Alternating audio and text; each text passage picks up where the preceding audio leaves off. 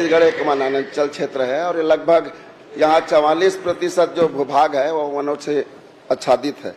और यहाँ पे जो वनांचल क्षेत्र में जो लोग रहते हैं वनोपज पर ही निर्भर है। मैं आपके माध्यम से माननीय मंत्री जी से जानना चाहूँगा कि जो गौण वनोपज का जो मूल्य होता है उसका निर्धारण किया गया है। जैसे कि चार चिरौंजी, इमली, महुआ अलग अलग प्रकार के पेड़ पौधे होते हैं, तो उस पेड़ पौधे से जो वनोपज मिलता है उसका कोई मूल्य निर्धारण किया गया क्या?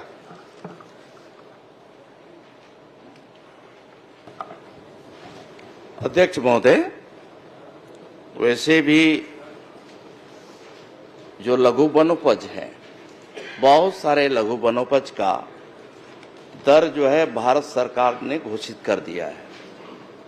तो उस दर के आधार पर ही उनसे क्रय किया जाता है, संग्रहण करते हैं। उसी प्रकार से जहां तक जो पेड़ की बात है, तो पेड़ का भी जो अधिग्रहण किया जाता है, अधिग्रहण के बाद उसकी कटाई के बाद उसे संबंधित वन मंडल के अंतर्गत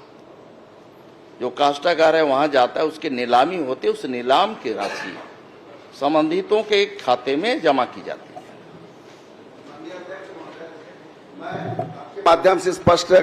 जानना चाहूंगा कि ये जो जहां दर निर्धारित किया गया, तो पेड़ का जैसे एक महुआ का पेड़ है 5,000 उसका वार्षिक आय होती है। उसके अगर वहां पे 10 महुआ पेड़ है तो 10 पंचे 50,000 का वो आमदनी होती है। और कहीं वो डायवर्सन हो गया या अधिग्रहण हो गया तो उसका 30 साल का पेड़ का जो इनकम है 15 लाख रुपया उस संबंधित वन समिति के माध्यम से या ग्राम सभा को मिलनी चाहिए। माननीय महोदय, आपके माध्यम से माननीय मंत्री जी से जानना चाहूंगा, चूंकि भारत सरकार जनजातीय आयोग के जो नियम है उसमें जो महाराष्ट्र के गढ़चिरौली में लगभग 9 ग्राम सभाओं को वनोपज का मूल्य निर्धारित कर लगभग 4 करोड़ रुपया मुआवजा राशि दिया गया है। तो क्या इस प्रदेश में इस प्रकार के किसी प्रकार के कोई दर से संबंधित दिशा निर्देश जारी हुआ है? जी अध्यक्ष महोदय, इसमें जो अनुसूचित जनजाति व अन्य परंपरागत वन निवासी हैं उनके लिए वन अधिकारियों की मान्यता अधिनियम 2006 एवं 2007 यथा संशोधित 2012 वन अधिकार 2006 के अंतर्गत वन अधिकार मान्यता की और उन्हें जो मिला है, तो वन अधिकार पत्र उन्हें जो दिया गया है उस नियम के तहत हम लोग ने बहुत सारी विसंगतियां थी, उन विसंगतियों को हमने बैठ करके उसे निपटाया है, निराकरण किया है और एक नए अधिसूचना हमने जारी किया है अध्यक्ष महोदय, जिसके माध्यम से निश्चित ही जो उसमें संबंधित जो वनाधिकार प्राप्त जो समितियां हैं उन समितियों को उसका लाभ पूरा मिलेगा, या व्यक्तिगत अगर उन्हें कोई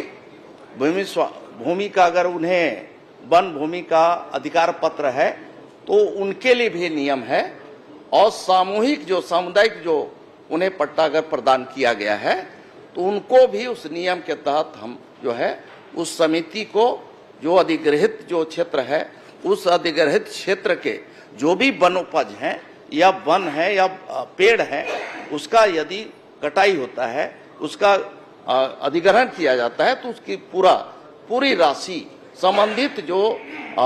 समितियां हैं उनके खाते में दी जाएगी। माननीय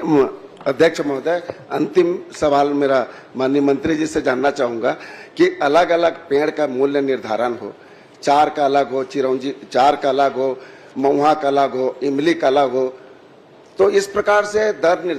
निर्धारित हो ताकि संबंधित जो व्यक्तिगत जो वन पट्टा है उसका भी उसको लाभ मिलेगा और सामुदायिक पट्टा है उस ग्राम सभा को भी प्राप्त होगा। आपके माध्यम से माननीय मंत्री जी से जानना चाहूंगा कि मूल्य निर्धारण अलग अलग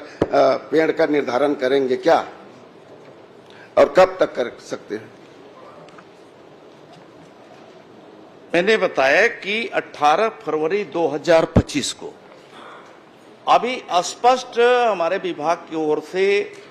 सर्कुलर जारी किया गया है और संबंधित जो जिलों के जो कलेक्टर हैं उनको भी इसकी कॉपी दी गई है और संबंधित जो वन मंडल के अधिकारी हैं उनको भी दिया गया है। मैं समझता हूं कि इसके तहत पूरी तरह से एक स्पष्ट है और उस स्पष्टता के आधार पे हमें कह सकते हैं जो भी प्रभावित क्षेत्र में जो आने वाले लोग हैं या जो उस क्षेत्र में जिनका अधिग्रहण किया गया है उस अधिग्रहित क्षेत्र के जो पेड़ हो या फिर और भी जो वनोपज हैं उसका पूरा फायदा संबंधित लोगों को मिलेगा।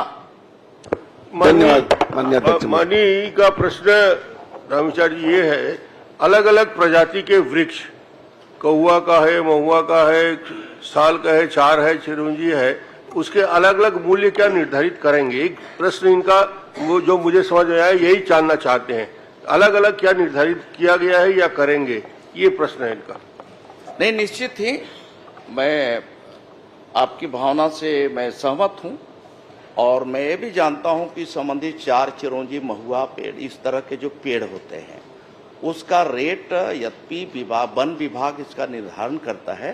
तो वन विभाग और राजस्व विभाग मिल करके इसका दर जो है निर्धारित करेंगे और उसके आधार पर उनका मुआवजा प्रकरण बनेगा। इस बारे में हमने जो 18 फरवरी को सर्कुलर जारी किया है इसमें भी स्पष्ट इसमें दिया गया है। प्रश्न क्रमांक